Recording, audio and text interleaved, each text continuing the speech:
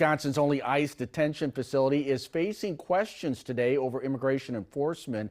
The family of a U.S. citizen from Illinois says she was detained by immigration agents at O'Hare and then later transferred to the Dodge County Jail. Our Wisconsin State Capitol Bureau Chief Vanessa Kelson has the latest. I asked the Dodge County Sheriff Dale Schmidt about why the 28-year-old U.S. citizen was reportedly brought here to this ICE detention facility. The sheriff tells me he has no records of Sunny Nakvi ever being here. Nakvi's attorney says she was detained at O'Hare after returning from a flight from Turkey.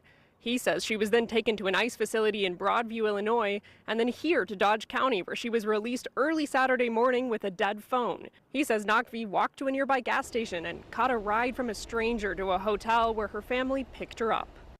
It's very troubling what's going on. The government has lost credibility. I asked the Dodge County Sheriff if he would sit down for an on-camera interview with me, and he declined. He says they're still actively looking into where this story came from. Nakvi's attorney shared a screenshot of her location pinging here at this facility this weekend. The sheriff suggested it could have been falsified.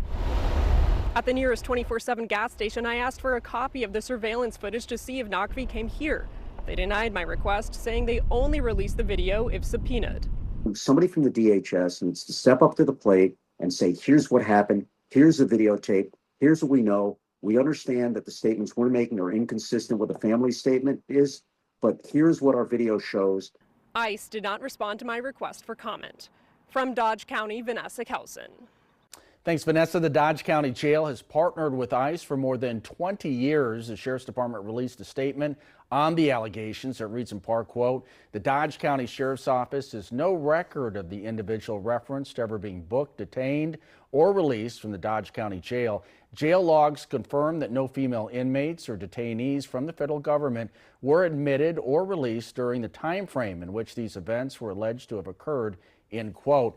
The department is asking both individuals allegedly involved to contact deputies to provide a statement.